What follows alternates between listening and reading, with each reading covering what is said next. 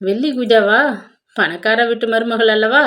அதற்கேற்ற ஆடம்பரம் எல்லாம் இருக்க வேண்டாமா என்று தனக்குள்ளே பேசுகிறவன் போல் தாழ்ந்த குரலில் கூறிய சதாசிவம் ஏளனமாக நகைத்தான். கொள் கொள் என்று 4-5 முறை இரும்புவிட்டு, பெரியம்மா வீட்டில் படிக்க போனதற்கு பெரிய மனிதர் வீட்டு மருமகளாகும் பாக்கியம் கிட்டியது.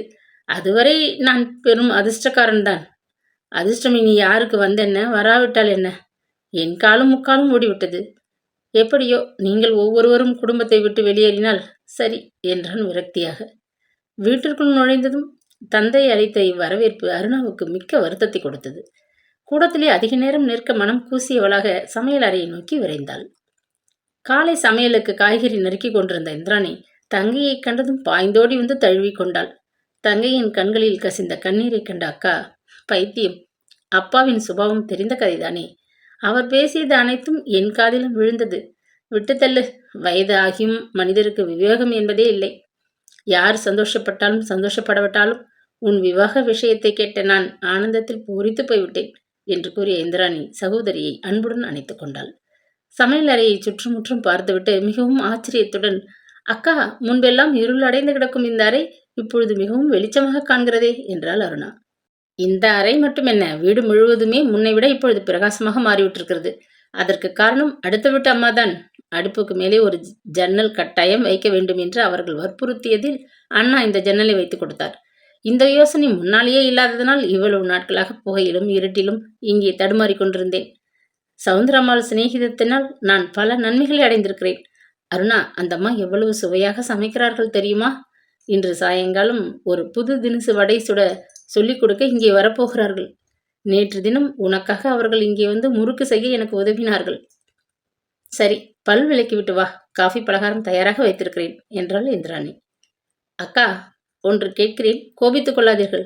ஒரு சமயம் நான் அடுத்த வீட்டிற்கு சென்ற பொழுது என்னை அதற்காக கடிந்து கொண்டிருக்கிறே, ஞாபகம் இருக்கிறதா என்று அருணா பரிகாசமாக கேட்டாள். ஞாபகம் இல்லாமல் என்ன? அப்பொழுது நான் மிகவும் குறுகிய மனப்பான்மையுடைய அறிவற்ற பெண்ணாக இருந்தேன்.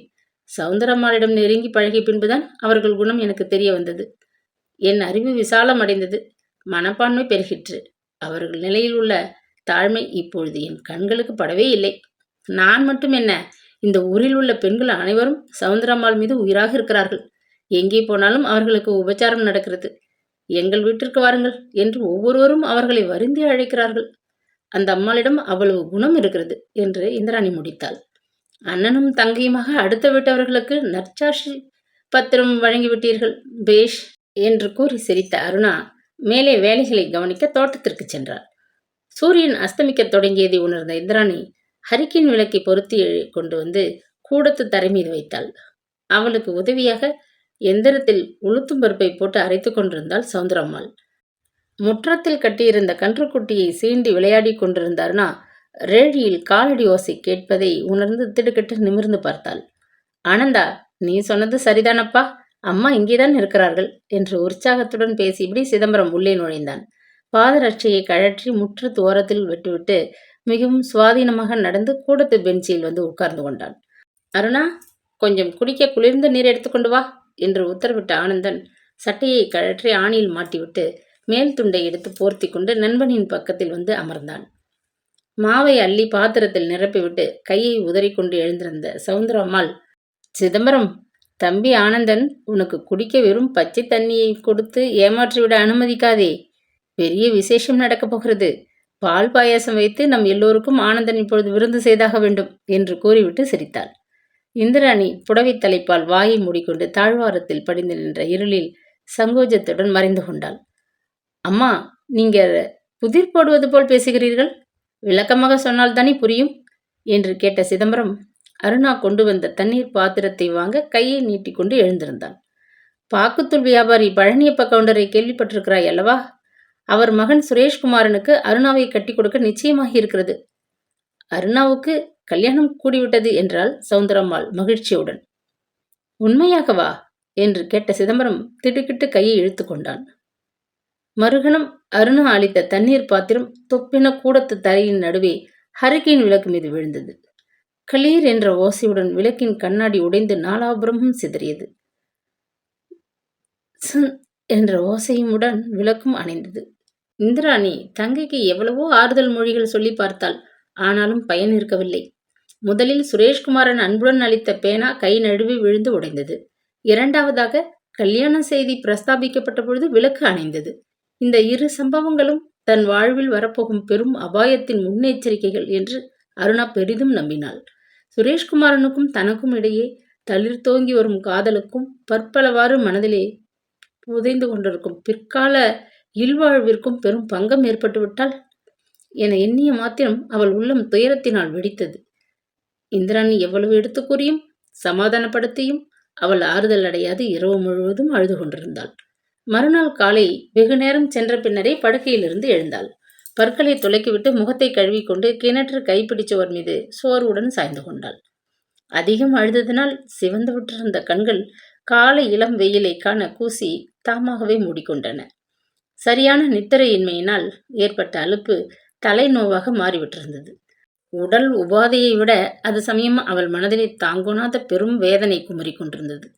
அருணா என்று யாரோ மெல்ல அழைப்பதை கேட்டு திடுக்கிட்டு கண்களை திறந்து பார்த்தாள். தோட்டத்தின் இடையே இடிந்து கிடந்த இடைச்சுவருக்கு அப்பால் சிதம்பரம் நின்று கொண்டிருந்தான். அவன் முகம் மிகவும் வாட்டம் அடைந்திருந்தது. நேற்றைய தினம் நடந்த அந்த சம்பவத்திற்காக என்னை மன்னிக்க வேண்டும்.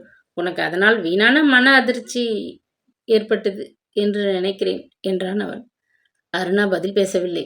கோபத்துடன் அவனை ஒரு முறை வெறித்து பார்த்துவிட்டு தலையை தாழ்த்தி கொண்டாள். கை தவறுதலாக நேர்ந்த ஒரு சிறு விபத்தை நீ பெரிய விஷயமாக எடுத்துக்கொண்டு மனதை அலட்டி கொண்டிருக்கிறாய். சகுனங்கள் நிமித்தங்கள் இவை மீது நீ அவ்வளவு நம்பிக்கையை வைத்திருக்கிறாய். எனக்கு அவைகள் மீது நம்பிக்கை கிடையாது என்றான் அவன் வறட்சியாக. ஆறுதல் கொடுப்பதற்கு பதில் இந்த வார்த்தைகள் அருணாவிற்கு ஆத்திரத்தையும் துக்கத்தையும் தான் கொடுத்தன. அவளுக்கு சிதம்பரத்தை அது சமயம் பார்க்கவோ அவனிடம் பேசிக்கொண்டிருக்கவோ பிடிக்கவே இல்லை.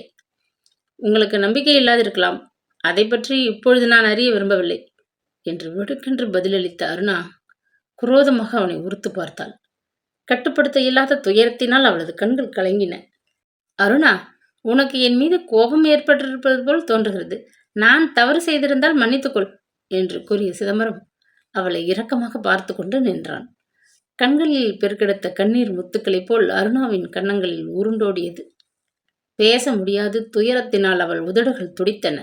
நெஞ்சிலிருந்து குமரி எழுந்த விம்மல் ஒளியை கட்டுப்படுத்தும் நிமித்தம் அவள் வெடுக்கென்று திரும்பி உள்ளே வந்து விட்டாள். 1 மாத காலம் விரைவில் ஓடிச் சென்றது. இந்த சம்பவம் நடந்த பின்பு சிதம்பரம் அவளிடம் சகஜமாக பேசுவதையே நிறுத்தி கொண்டு விட்டிருந்தான். அருணாவும் அதை பற்றி அக்கறைப்படவில்லை. வெளியூருக்கு போயிருந்த சுரேஷ்குமாரன் தான் கொடுத்த வாக்கை மறக்காது அவளுக்கு வாரந்தோறும் கடிதங்கள் எழுதி கொண்டிருந்தான். அவைகளை படிப்பதிலும் பதில் எழுதுவதிலும் அவளது பொழுது இன்பமாக கழிந்து கொண்டிருந்தது. ஒரு நாள் மாலை இந்திராணி ஆற்றுக்கு தண்ணீர் எடுக்கப் போனவள் மிகவும் மலர்ந்த முகத்துடன் திரும்பி வந்தாள். அருணா, ஒரு சந்தோஷமான சங்கதி! உற்சாகத்துடன் கூவிக்கொண்டு குடத்தை கீழே இறக்கி வைத்தாள். ஆனந்தனும் சதாசிவமும் போஜனத்துக்கு பிறகு வெளியே சென்று விட்டிருந்தார்களால் சகோதரிகள் இருவரும் மனம் விட்டு பேச சந்தர்ப்பம் அனுகூலமாக இருந்தது. சீமைக்கு சென்றிருந்த சோமசேகர் அடுத்த வாரம் திரும்பி வந்து விடுகிறாராம். பண்ணையாருக்கு உடம்பு சுகமில்லாதிருப்பதனால் அவர் அவசரமாக திரும்பி வர நேர்ந்து விட்டதாம். வருகிற வெள்ளிக்கிழமை புறப்பட்டு ஆகாய விமானத்திலே வருவதாக தந்தி கொடுத்திருக்கிறாராம் என்றாள். அவளது குரலில் சந்தோஷம் உச்ச நிலையிலே ரீங்காரம் செய்தது. அவளது அழகிய முகம் மனதில் ஏற்பட்ட மகிழ்ச்சியின் பயனாக இன்னமும் அழகு பெற்று விளங்கியது. இந்த சங்கதி உனக்கு எப்படி தெரியும்? அவர் தமது கடிதத்தில் குறிப்பிட்டிருந்தாரா என்று அருணா வினவினாள். கடிதம் என்றதுமே இந்திராணியின் முகம் சட்டென வாடி போயிற்று. சீமைக்கு சென்ற புதிதில் அவர் அடிக்கடி கடிதங்கள் போட்டுக் கொண்டிருந்தார். 6 மாதங்களுக்கு முன்பு கடைசியாக எழுதிய ஒரு கடிதத்தில் இனி எனக்கு அடிக்கடி கடிதம் போட இயலாது என்றும் விரைவில் ஊருக்கு திரும்பிவிடப் போவதாகவும் அப்பொழுது நேரில் பேசிக்கொள்ளலாம் என்றும் எழுதியிருந்தார். அதற்கு பின் அவரிடமிருந்த கடிதங்கள் ஏதும் வந்ததே இல்லை என்றாள் இந்திராணி கொஞ்சம் மனத்தாங்களுடன். இதை கேட்டதும் அருணா திடுக்கிட்டு நிமிர்ந்து உட்கார்ந்தாள். கடிதம் போடாததன் காரணம் என்னவாம்? கவலையுடன் விசாரித்தாள். காரணம் எளிது. நேரடியாக என் விலாசத்திற்கு கடிதங்கள் அனுப்புவதில் பல சங்கடங்கள் இருந்தன. தவறிப்போய் அப்பா அண்ணா கண்களில் பட்டுவிட்டால் பெரும் ஆபத்தாகிவிடலாம். ஊரில் யாருக்கேனும் இது விஷயம் தெரிய வந்தால் பின்னால் ஏற்பட போகும் விளைவுகளை சொல்லவே சாத்தியப்படாது. அதனால் அவர் கடிதங்கள் எழுதுவதையே நிறுத்தி கொண்டு விட்டார் என்று விளக்கமாக சொன்னாள் இந்திராணி. இம்மாதிரி பல சங்கடங்கள் எழக்கூடும் என்று அவர் தமது கடிதத்தில் எழுதியிருந்தாரா என்று அருணா குறுக்கு கேள்வி கேட்டாள். இல்லை, இதெல்லாம் எனது அனுமானம். என்று பதிலளித்த இந்திராணி மெல்ல புன்முறுவல் செய்தாள். அருணாவிற்கு இந்த பதில் திருப்தி அளிக்கவில்லை. சோமசேகர் திடீரென்று கடிதங்கள் எழுதுவதை நிறுத்தி கொண்டதில் ஏதோ சூது இருக்கிறது என்றுதான் அவள் நினைக்கலானாள். இந்திராணியின் கள்ளம் கபடமற்ற அழகிய முகத்தை உற்று பார்த்தபொழுது அவளுக்கு மெத்தவும் மனச்சங்கடம் ஏற்பட்டது. சீமையிலிருந்து திரும்பி வந்ததும் சோமசேகர் முற்றிலும் மாறிவிட்டிருந்தால், இந்திராணியை நிராகரித்து விட்டாள் என்று தனக்குள்ளே எண்ணி அருணா மிகவும் கலக்கமடைந்தாள். தன் மன வீழ்ச்சியை வெளியே காட்டிக்கொள்ளாமல், அப்படியா, மிகவும் சந்தோஷம். சோமசேகர் விரைவில் ஊருக்கு திரும்பி விடுவார் என்பதை கேட்க மிகவும் ஆறுதலாக இருக்கிறது. அதற்கு பின்னர் அக்காவும் தங்கையும் தங்கள் பிற்காலத்தை பற்றி வாய் இனிக்க மனம் குளிர வெகுநேரம் பேசிக் கொண்டிருந்தனர். 4-5 தினங்கள் சென்றன. நகரத்திற்கு திரும்பி வரும்படி ஜெகதா கடிதம் ஒன்று அருணாவுக்கு போட்டிருந்தாள். அத்துடன் வழி செலவிற்கு தேவையான பணமும் அனுப்பியிருந்தாள். பெரியம்மா உத்தரவு போட்ட பின்னர் அதிக நாட்கள் கிராமத்திலே தங்குவது தகாது என்று எண்ணிய அருணா ஊருக்கு கிளம்ப ஆயத்தம் செய்யலானாள். அன்று இரவு வண்டிக்கு அவள் பிரயாணமாவதாக தீர்மானிக்கப்பட்டது. சதாசிவத்திற்கு விஷயம் தெரிவிக்கப்பட்டது. வழக்கம் போல் அவன் அசட்டையாக இருந்து விட்டான். ஆனந்தன் தங்கையை வண்டியில் ஏற்ற முஸ்தீப்புகள் செய்து கொண்டிருந்தான். ஊருக்கு புறப்படும் சகோதரிக்கு கையில் கொடுத்து அனுப்ப பலவிதமான பலகாரங்கள் தயாரிப்பதில் இந்திராணி ஈடுபட்டிருந்தாள். அன்று மாலை ஆனந்தன் கடைத்தெருவுக்கு ஜாமான்கள் வாங்கி வரச் சென்றிருந்தான். சதாசிவம் வயல்வெளிகளை கவனிக்க சென்றிருந்தான். கூடத்தில் அருணா ஊருக்கு புறப்பட பெட்டியில் ஜாமான்களை அடுக்கி தயார் செய்து கொண்டிருந்தாள். சமையல் அறையிலிருந்து அடுப்பில் நெய் காயும் இனிய மனம் வீசிக்கொண்டிருந்தது. பலகாரம் தயார் செய்வதில் ஈடுபட்டிருந்த சவுந்தரம்மாளும் இந்திராணியும் ஏதோ பேசி சிரிக்கும் சப்தம் அடிக்கடி அந்த அறையிலிருந்து எழுந்து கொண்டிருந்தது. சவுந்தரம்மாளுக்கு இந்திராணி மீது ஏற்பட்டுள்ள பாசம், இந்திராணியின் காதல், இவைகள் அனைத்தையும் பற்றி தன்னுள் சிந்தித்தவளாக அருணா தனது ஆடைகளை மடித்து பெட்டிக்குள்ளே அடுக்கிய வண்ணம் இருந்தாள். ரேழி கதவு கிரிச்சென்று சப்தித்தது. அதைத் தொடர்ந்து பாதரட்சைகள் ஓசை கேட்கவே அருணா ஆவலுடன் வேலையிலிருந்து திரும்பி பார்த்தாள். உள்ளே வந்த சிதம்பரம் நடையிலேயே தயக்கத்துடன் நின்றான். பேசலாமா வேண்டாமா என்று யோசிக்கிறவன் போல் ஒரு கணம் அருணாவை தடுமாற்றத்துடன் பார்த்துவிட்டு, அம்மா உள்ளே இருக்கிறார்களா என்று திணறினான். ஊருக்கு புறப்படும் முன் யாரிடமும் கடுமையாக பேச அருணா விரும்பவில்லை. உள்ளே இருக்கிறார்கள், உட்காருங்கள், அண்ணன் கூட இன்னும் கொஞ்ச நேரத்தில் வந்து விடுவார் என்று உபசரித்தாள். யாரது? சிதம்பரமா? ஆச்சாச்சி, இதோ எல்லாம் முடிஞ்சாச்சு, இதோ நொடி பொழுதில் வந்துடுறேன். நீ வெளியில போகணும்னா வீட்டை பூட்டி சாவியை இங்கே கொண்டு வந்து கொடுத்துட்டு போ என்று சவுந்தரம்மாள் சமையல் அறையில் இருந்தபடியே குரல் கொடுத்தார். நான் வெளியில் போவதாக சொல்லத்தான் வந்தேன், வாயிலை பூட்டி விட்டேன். சாவியை இந்த பெஞ்சு மீது வைத்து விட்டு போகவா என்று பதிலுக்கு உரத்த குரலில் கேட்டான் சிதம்பரம். சரிப்பா, வச்சுட்டு போ என்று சவுந்தரம்பாள் பதில் கொடுக்கவே சட்டைப்பையிலிருந்து சாவி கொத்தை எடுத்து முற்றத்தில் கிடந்த பெஞ்சு மீது வைத்தான். வெளியே அவன் போக திரும்புவதை கண்ணுற்ற அருணா அவசரமாக எழுந்திருந்தாள். கொஞ்சம் உட்காருங்கள், அம்மா தயாரித்திருக்கும் பலகாரத்தை சாப்பிட்டு விட்டு போகலாம் என்று கூறிவிட்டு உள்ளே ஓடினாள். நான் இன்று இரவு ஊருக்கு போகிறேன். பிறகு மறுபடியும் இங்கே எப்பொழுது வருவேனோ தெரியாது. நீங்கள் வெளியிலிருந்து வருவதற்குள் நான் கிளம்ப வேண்டியிருந்தால் இப்போதே விடைபெற்றுக் கொள்கிறேன் என்று வினயமாக பேசிய அருணா ஒரு தட்டில் வடையும் ஒரு டம்ளரில் குடிக்க நீரும் கொண்டு வந்து பெஞ்சு மீது வைத்தாள். மிக்க வந்தனம் என்று பதிலளித்த சிதம்பரம் உட்கார்ந்து கொண்டு வடையை சிறிது பிட்டு வாயில் போட்டுக்கொண்டான். பிறகு ஒரு வாய் தண்ணீரை பருகினான். நான் வெளியிலிருந்து திரும்பி வர இரவு அதிக நேரமாகும். அண்ணா வந்து விடுவார், உங்களுக்கு அவசரமாக இருந்தால் என்று இழுத்துவிட்டு அருணா முடிக்காது நிறுத்தினாள். சிதம்பரம் தொண்டையை கனைத்து கொண்டான். சுற்றுமுற்றும் பார்த்துவிட்டு மிகவும் தாழ்வான குரலில், கல்யாணம் நிச்சயிக்கப்பட்டிருப்பதை அறிந்து மகிழ்ச்சி அடைகிறேன். எப்பொழுது நடக்கப் போகிறது என்பதை நான் அறியலாமா என்று வினவினான். சங்கோஜத்தினால் அருணாவின் முகம் சிவந்து போயிற்று. எப்பொழுது என்று தீர்மானிக்கப்படவில்லை என்று பதில் அளித்துவிட்டு தன் சங்கோஜத்தை மறைக்க பெட்டிக்குள் ஏதோ தேடி எடுப்பது போல் அபிநயித்தாள். உன் சொந்த விஷயத்தில் நான் குறுக்கிட்டு பேசுவதாக எண்ணாதே. ஆமாம், இந்த விவாகம் நிச்சயிக்கப்பட்டிருக்கும் விஷயம் எல்லோருக்கும் தெரியுமா? உன் அண்ணன் என்னிடம் நேற்றுதான் சொன்னான். விவாக விஷயம் சில காரியங்களை ஒட்டி மிகவும் ரகசியமாக இருக்கிறது என்று. இது உண்மையா என்று கேட்டான். ஆமாம் என்று தலையசைத்த அருணா அவனை சற்று அதிருப்தியுடன் உறுத்து பார்த்தாள். அண்டை விட்டு மனிதன் என்ற உறவுடன் நிறுத்தி கொள்ளாது மிகவும் உரிமையுடன் அவளது சொந்த விஷயங்களில் அவன் தலையிட்டு பேசுவது அவளுக்கு கொஞ்சமும் பிடிக்கவே இல்லை. இத்தனை கேள்விகள் கேட்க இந்த மனிதன் யார் என்று கூட அவளுக்கு கோபம் ஏற்பட்டது. அவளது மன வீழ்ச்சிகளை கவனியாதவன் போல் சிதம்பரம் தொடர்ந்து, விவாகம் செய்து கொள்வது என்று தீர்மானிக்கப்பட்ட பின்பு அதை ரகசியமாக முடிவைப்பானேன்? இதை கேள்விப்பட்டதிலிருந்து என் மனம் சமாதானம் அடையவே இல்லை. இதில் ஏதோ தந்திரம் இருக்கிறது என்றான். அடியுண்ட புலி போல் அருணா கோபத்துடன் துள்ளி எழுந்தாள். சிதம்பரத்தின் சொற்கள் அவள் மனதை மிகவும் வேதனை செய்துவிட்டன. போதும், நிறுத்துங்கள். உங்களது அபிப்பிராயத்தை நான் விரும்பி கேட்கவில்லை. ஊருக்கு பயணமாகி கொண்டிருக்கும் என்னிடம் மனம் புண்பட இவ்வாறு பேச உங்களுக்கு என்ன உரிமை இருக்கிறது? அண்டை வீட்டில் வசிக்கிறீர்கள். தற்சமயம் என் அண்ணனுக்கும் அப்பாவுக்கும் நண்பராக இருக்கிறீர்கள் என்பதை தவிர உங்களுக்கும் எனக்கும் என்ன உறவு இருக்கிறது? ஏன் இந்த விஷமமான பேச்சு? நான் சந்தோஷமாக வாழ்வதை கேட்கக்கூட உங்களுக்கு பொறாமை போல இருக்கிறது என்றாள் ஆத்திரத்துடன் படபடப்பாக. நீ சொல்வது வாஸ்தவமாக இருக்கலாம். குற்றம் குறை ஏதுமில்லாத சத்புருஷன் என்று என்னை நான் கூறிக்கொள்ளவில்லை என்று பதிலளித்த சிதம்பரம் வறட்சியாக நகைத்தான். ஐயா, போதும் உமது ஆராய்ச்சிகளும் அபிப்பிராயங்களும். என் சொந்த விஷயங்களை பற்றி உங்களுடன் அலசி பேச நான் தயாராக இல்லை.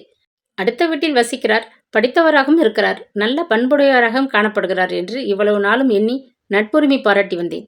இன்று உங்களது உண்மையான குணம் தெளிவாக புரிந்துவிட்டது. இன்றிலிருந்து என்று கோபத்துடன் வேகமாக பேசிய அருணா திணறினாள். நாம் விரோதிகள், அவ்வளவுதானே? சந்தோஷம் என்று கூறிவிட்டு சிரித்தான் சிதம்பரம். அருணா அதற்கு ஆத்திரமாக பதில் பேசும் முன் மின்னலைப் போல் தாழ்வாரத்தை தாண்டி கொண்டு வெளியே சென்று விட்டான். பின்னால் வேகமாக ஓடிய அருணா தன் வெறுப்பை அடக்க மாட்டாளாக வாயிற்படியை படீரென்று சாத்தி தாளிட்டுக் கொண்டு கதவின் மீது சாய்ந்து கொண்டாள். உள்ளத்தில் கொந்தளித்த சினத்தை தாள முடியாது அவளது உடல் விடவிடவென்று நடுங்கியது. பெரிய இடத்து சம்பந்தம் கிட்டிவிட்டது என்ற பெருமையில் ஜெகதா பழனியப்ப கவுண்டரின் வீட்டு ஹோதாவுடன் போட்டியிடத் தொடங்கினாள். நகரத்தில் தனக்கு எஞ்சியிருந்த 2 வீடுகளையும் வந்த விலைக்கு விற்று அப்பணத்தில் அருணாவுக்கு ஒரு வைர அட்டிகையும் வைர வளையல் ஒரு ஜோடியும் செய்து வைத்தாள். விலை உயர்ந்த ஆபரணங்கள், கல்யாண சீருக்காக வெள்ளி பாத்திரங்கள், இரும்பு பீரோக்கள் என பல ஜாமான்களையும் வாங்கி முன்கூட்டியே வீட்டில் சேகரித்து வைத்து விட்டாள். தன்னை பற்றி லோகநாயகி தாழ்வாக எண்ணிவிடக்கூடாது என்ற கொள்கைக்காக அவளுக்கு சமமாக இருக்க வேண்டி தன் பழைய மாடல் காரை விற்றுவிட்டு புத்தம் புதியதொரு பெரிய காரை அலட்சியமாக வாங்கிவிட்டாள்.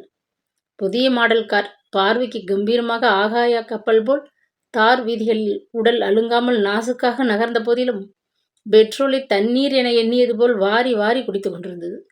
புதிய வேலைக்காரர்கள் செய்து முடிக்க அதிக வேலைகள் ஒன்றும் இல்லாததால் வேலைக்கு வீட்டில் கிடைத்ததை சாப்பிட்டுவிட்டு தோட்டத்தை சுற்றி விளைய வந்து கொண்டிருந்தனர். எலும்பும் தோலுமாக இருந்த அவர்கள் இருவரும் ஜெகதா வீட்டிற்கு வந்த 2 மாதத்திலேயே சமையற்காரியை தாஜா செய்து கொண்டு வீட்டில் எஞ்சியதையெல்லாம் கண்டும் காணாமலும் எடுத்து தின்றுவிட்டு சதைப்பிடிப்புடன் கொழுத்து காணப்பட்டனர்.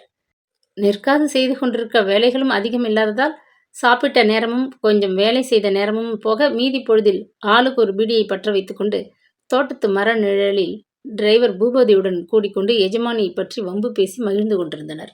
பெட்ரோலை பாதாம் கீர் போல் பருகி கொண்டிருந்த காரையும் கோயில் பெருச்சாலைகள் போல் வயிறார உண்டு சோம்பேறிகளாக தெரிந்து கொண்டிருந்த வேலையாட்களையும் பார்க்கும் பொழுது சில சமயங்களில் ஜெகதாவின் வயிறு பற்றி எறியத்தான் செய்தது. வீடுகளை விற்று பேங்கில் போட்டிருந்த பணம் கரைந்து வருவதை எண்ணியதெல்லாம் அவளுக்கு திகிலாகத்தான் இருந்தது.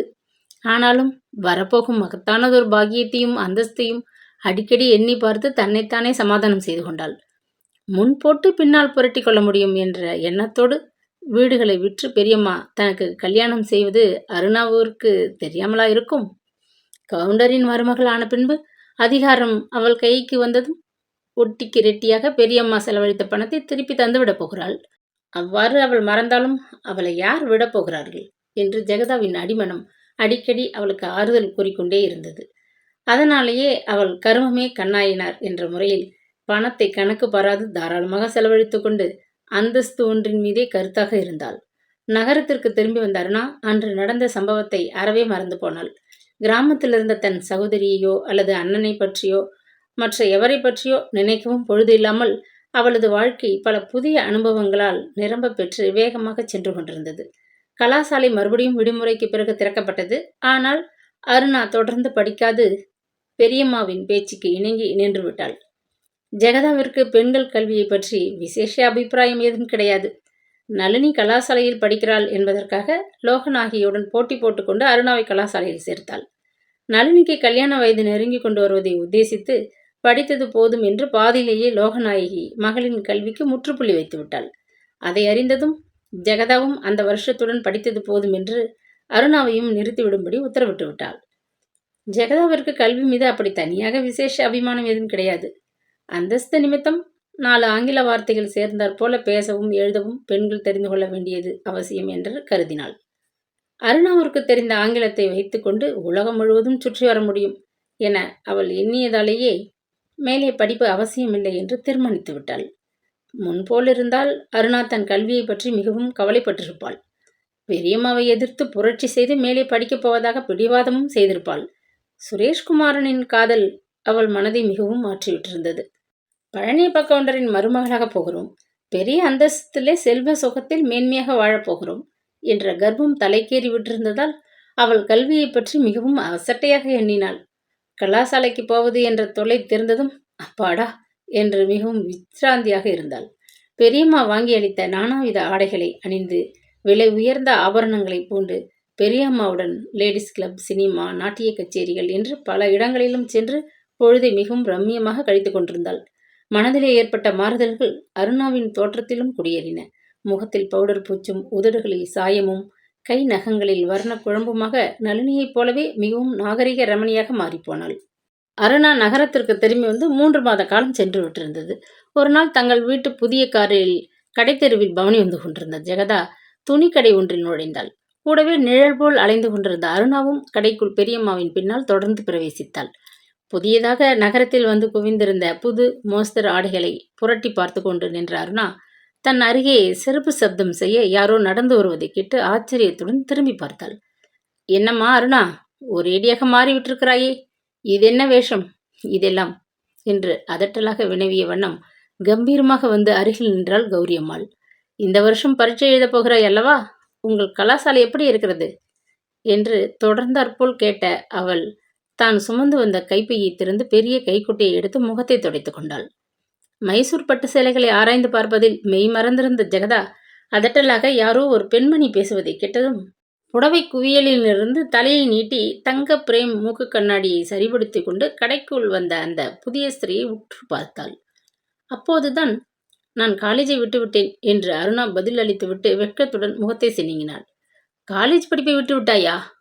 ஓஹோ, கல்யாணமாக போகிறது என்பதால் படிப்பு போதும் என்று விட்டு விட்டாயாக்கும். ஏனம்மா அருணா, கல்யாணத்திற்கும் கல்விக்கும் என்ன சம்பந்தம்? கல்யாணம் பண்ணிக்கொள்கிறவர்கள் கல்வி கற்று பட்டங்கள் பெறக்கூடாதா? கொஞ்சம் அதிகம் கல்வி அறிவு ஏற்பட்டால் அது உடம்புக்கு ஒத்துக்கொள்ளாதா என்ன? சுத்த அசட்டு பெண்ணாக இருக்கிறாயே என்று உரத்த குரலில் கேட்டுவிட்டு இடி இடி என்று நகைத்தாள். ஜெகதாவின் நெஞ்சு படபடத்தது. முகம் சிவ்வென சிவந்தது. ஆத்திரத்தில் தன் தங்க பற்களை வேகமாக கடித்தாள். இவள் யார், இந்த அதிக பிரசங்கி என்று தனக்குள் எண்ணி சினமடைந்து, அருணா, இங்கே வந்து இந்த புடவைகளை பார், உனக்கு ஏதாவது பிடித்தால் வாங்கி கொண்டு சீக்கிரம் வீட்டுக்கு போகலாம் என்று எரிச்சலுடன் கூறினாள். வருகிறேன் பெரியம்மா என்று பதிலளித்த அருணா, பெரியம்மா, இவர்கள்தான் கௌரி அம்மாள் என்பவர். நான் இவரிடம்தான் கடந்த வருஷம் உத்தியோகம் செய்து கொண்டிருந்தேன் என்று பெரியம்மாளை அவளுக்கு அறிமுகம் செய்து வைத்தாள். ஓஹோ, இவர்கள்தான் உன் பெரியம்மாவா என்று கூறிய கௌரி அம்மாள் ஜெகதாவின் பக்கம் திரும்பி மிகவும் அதிகாரமாக, ஏனம்மா, உங்கள் பெண்ணை மேலே படிக்க வைக்காது ஏன் நிறுத்திவிட்டீர்கள்? இந்த காலத்தில் பெண்கள் படிக்காமல் இருக்கலாமோ? கல்யாணமான பின்பு வாழ்க்கையில் ஏதோ அசம்பாவிதம் நடந்துவிட்டால் பெண்களுக்கு படிப்பு ஒன்றுதானே பெரிய ஆஸ்தியாக உதவ முடியும். அருணா தன் படிப்பை திடீரென்று நிறுத்தியது எனக்கெனவோ பிடிக்கவே இல்லை என்று படபடவென்று பொறிந்து தள்ளிவிட்டு தன் கைகடிகாரத்தை உற்று பார்த்தாள். மணியாகிவிட்டது. இந்த கடையில் கூட நான் தேடி வந்த ஜமுக்காலத்தை காணவில்லை.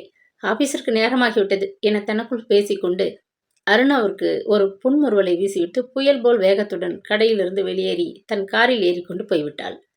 சரி, நாமும் போகலாம் என்று அருணாவை அழைத்து கொண்டு கிளம்பிய ஜெகதா கோபத்திலே குதித்து கொண்டிருந்தாள். கௌரியம்மாளின் வார்த்தைகள் அவள் நெஞ்சை உறுத்தி கொண்டிருந்தன. எனவே அவளால் வெகு நேரம் பேசாது இருக்க முடியவில்லை. காருக்குள் ஏறி உட்கார்ந்ததும், என்ன பெண்மணி அவள்? நல்ல பெண்மணி, ரேஸ் குதிரை போல் நடையும் இடியோசி பேச்சும், ஆண் பிள்ளைக்கு பெண் வேஷம் போட்டது போல் புடவையும் தலையும், சத்தம் சகிக்கவே இல்லை. இவளிடமா நீ வேலை செய்து கொண்டிருந்தாய்? நான் இவளை போன வருஷமே பார்த்திருந்தால் நீ வேலை செய்தது போதும் என்று நிறுத்தியிருப்பேன் என்று ஒரு மூச்சு இறைந்து கூப்பாடு போட்டாள். அருணாவிற்கும் அது சமயம் கௌரியம்மாளின் மீது மிகவும் கோபம் ஏற்பட்டிருந்ததனால் அவளை தன் பெரியம்மா வசைமாறி பொழிவதை கேட்டுக்கொண்டு வாளாயிருந்து விட்டாள். இந்த சமயம் நடந்து சில தினங்கள் சென்றன. ஒரு நாள் மாலை நளினி தன் தோழியை தங்கள் பங்களாவிற்கு வர சொல்லி டெலிஃபோனில் உத்தரவிட்டிருந்தாள். உடனே போய் வரும்படி ஜெகதா ஏவி விடவே அருணா தன்னை மிகவும் அழகாக அலங்கரித்து கொண்டு தங்கள் இல்லத்து புதிய காரில் தன் வருங்கால மாமனாரின் கிரகத்திற்கு மிகவும் உரிமையுடன் சென்றாள். சிநேகிதியை கண்டதும் நளினி ஓடி வந்து ஆசையுடன் வரவேற்று உனக்கு சில சந்தோஷ சமாச்சாரங்கள் சொல்லப் போகிறேன். அதற்காகத்தான் உன்னை அவசரமாக கூப்பிட்டு அனுப்பினேன் என்றாள். இன்னும் கொஞ்ச நேரத்தில் ஊரிலிருந்து சுரேஷ்குமார் வரப்போகிறான் என்று கூறிவிட்டு பரிகாசமாக சிரித்த நளினி சிநேகிதியின் முகத்தை குறும்புத்தனமாக பார்த்தாள். சுரேஷ் என்ற பெயரை கேட்டதுமே ஆனந்த பரவசத்திலே அருணாவின் மெய் சிலிர்த்தது. அப்படியா, சந்தோஷ சமாச்சாரங்கள் என வன்மை போட்டு பேசினாயே, பிறகு என்று கேட்டாள். தன் மகிழ்ச்சி முழுவதையும் வெளியே காட்டிக்கொள்ளாமல், என் அறைக்கு வா என்று மிகவும் அன்புடன் அழைத்த நளினி அருணாவை மாடிக்கு அழைத்துச் சென்றாள். கதவை தாளிட்டு விட்டு பீரோவை திறந்து புடவை ஒன்றின் மடிப்பிலே ஒளித்து வைத்திருந்த ஒரு புகைப்படத்தை எடுத்துக்கொண்டு வந்தாள். பிறகு அருணாவின் அருகில் வந்து அந்த புகைப்படத்தை அவள் முன்னால் நீட்டி, பார், இவர் எப்படி இருக்கிறார் என்று சொல்லு என்று புன்முறுவல் செய்தாள். அருணா அந்த புகைப்படத்தை வாங்கி மிகவும் உற்று கவனித்தாள். 25 வயதுக்குட்பட்டவன் போல் தோன்றிய ஒரு வாலிபனின் படம் அது. குறியினின்றும் அவனது ஆடை அலங்காரத்திலிருந்தும் அவன் பணம் படைத்த ஒரு குடும்பத்தைச் சேர்ந்தவனாக இருக்க வேண்டும் என்று அவள் ஊகித்து கொண்டாள். மிகவும் லட்சணமாக இருக்கிறார். ஆமாம், இவர் யார் என்று அவளுடன் வினவினாள். இவருக்கு என்னை கட்டிக் கொடுக்க அப்பா தீர்மானித்திருக்கிறார். இரு குடும்பத்திடையேயும் விவாக பேச்சுவார்த்தைகள் முடிந்து கல்யாணம் அநேகமாக நிச்சயமாகிவிட்டது. அவர் என்னை இங்கே எங்கேயோ ஒரு கல்யாண வீட்டில் சில தினங்களுக்கு முன்பு பார்த்து விட்டாராம். அவருக்கு என்னை கட்டிக்கொள்ள பிரியமாம். நான் அவரை இன்னும் நேரடியாக பார்க்கவில்லை. அதற்காக அப்பா சுரேஷுக்கு எழுதி அவரை இங்கே எதேச்சையாக விருந்து சாப்பிட அழைத்து வருவது போல் அழைத்து வர ஏற்பாடு செய்திருக்கிறார். இன்னும் கொஞ்சம் பொழுதிலே அண்ணனும் அவரும் வருவார்கள். அவரை நீயும் எனக்காக ஒரு முறை பார்த்து அபிப்பிராயம் சொல்ல வேண்டும். அதற்காகத்தான் உன்னை அவசரமாக கூப்பிட்டு அனுப்பினேன். இன்று நீ இங்கேயே அவர்களோடு சாப்பிட வேண்டும். உன்னை இங்கே கண்டால் சுரேஷுக்கு மிகவும் சந்தோஷமாக இருக்கும். அதனால் நீ மறுக்கக்கூடாது என்றாள். தன் அன்பனை சந்திக்கப் போவதில் அருணாவுக்கு மிகவும் ஆனந்தமாக இருந்தது. எனினும் அவள் கொல்லன் உலையில் ஈக்கு என்ன வேலை? அதுபோல இந்த விருந்தில் எனக்கு என்ன சம்பந்தம்? எனினும் உனக்காக நான் இன்று இங்கே சாப்பிட ஒப்புக்கொள்கிறேன். அது கிடக்கட்டும். அவர் பெயர் என்ன, என்ன உத்தியோகம் என்று கேட்டாள். உத்தியோகம் ஒன்றுமில்லை. அப்பாவுக்கு இருக்கும் சொத்துக்களை மேற்பார்வை செய்கிறார், அவ்வளவுதான். சீமைக்கு சென்று படித்து பட்டம் பெற்றவராம். பெயரை நான் சொல்ல மாட்டேன். புருஷனாக வரப்போகிறவர் பெயரை சொல்லலாமா என்று கேட்டுவிட்டு கண்களை சிமிட்டிக் கொண்டு நளினி பரிகாசமாக சிரித்தாள். இதற்குள் வாசலில் கார் ஒன்று வந்து நிற்கும் சப்தம் கேட்கவே சிநேகிதிகள் இருவரும் பரபரப்பாக ஓடி ஜன்னல் வழி எட்டி பார்த்தனர். காரிலிருந்து சுரேஷ்குமாரன் பின்னால் இறங்கிய ஆடவனை வைத்தக்கன் வாங்காது அருணா பார்த்து கொண்டிருந்தாள். நல்ல உயரமாகவும் சிவந்த நிறமாகவும் பார்க்க அவன் மிகவும் அழகாகவே இருந்தான். நளினி, உன் கணவன் கண்ணுக்கு அழகான புருஷன்தான். நீ நல்ல அதிர்ஷ்டசாலிதான் என்று அருணா புகழவே நளினியின் முகம் லஜ்ஜையினால் லேசாக சிவந்தது. வெறும் போட்டோ அழகனோ என்று பயந்து கொண்டிருந்தேன். அப்பாடி, பயம் விட்டது இப்பொழுது என்று பரிகாசமாக கூறிவிட்டு, வா கீழே போவோம் என்று சிநேகிதியை அழைத்தாள். மாடிப்படிகளில் அவர்கள் ஏறி வரும் ஓசையை கேட்டதும் சிநேகிதிகள் இருவரும் தயக்கத்துடன் மாடி அறை வராந்தாவிலேயே நின்றார்கள். அருணாவை நேருக்கு நேர் சந்தித்த சுரேஷ்குமாரன் முகம் பிரகாசமடைந்தது. ஆச்சரியத்துடன் அவளை உற்று பார்த்துவிட்டு தான் அழைத்து வந்த ஆடவனிடம் திரும்பி, மிஸ் அருணா, என் தங்கையின் பிராண சிநேகிதி என்று கூறிவிட்டு புன்முறுவல் செய்தான். பிறகு அருணாவின் பக்கம் திரும்பி, இவர்தான் என் நண்பர் திரு சோமசேகர், அயலூர் பண்ணையார் புத்திரன். இப்பொழுதுதான் திரும்பி சீமையிலிருந்து வந்திருக்கிறார் என்று அறிமுகம் செய்வித்தான். அருணாவுக்கு கையை குவித்து நமஸ்காரம் செய்த சோமசேகர் கடைக்கண்ணால் நளினியை பார்த்து மனம் திருப்தி அடைந்தவனாக நின்று கொண்டிருந்தான். சரி, பிறகு விருந்தின் போது சந்திப்போம் என்று கூறிய சுரேஷ் அவனது கரத்தை பற்றி தன் அறை பக்கமாக அழைத்துச் சென்று விட்டான்.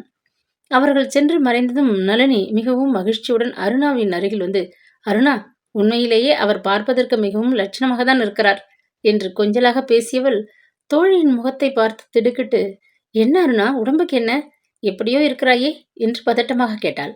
ஒன்றுமில்லை, மயக்கமாக இருக்கிறது, கொஞ்சம் குடிக்க தண்ணீர் கொண்டு வா என்று திணறிய அருணா தன் கண்களில் பொங்கிய கண்ணீரை மறைக்கும் நிமித்தம் நளினியின் அறைக்குள் விரைந்தோடி சோபா மீது சாய்ந்து கொண்டு முகத்தை கரங்களால் மூடிக்கொண்டாள். இதோ கொண்டு வரச் சொல்கிறேன் என்று பதறிய நளினி வேலைக்காரனை அழைக்க அப்பால் ஓடினாள். உண்மையிலேயே அருணாவுக்கு தலையை சுற்றி கொண்டுதான் வந்தது.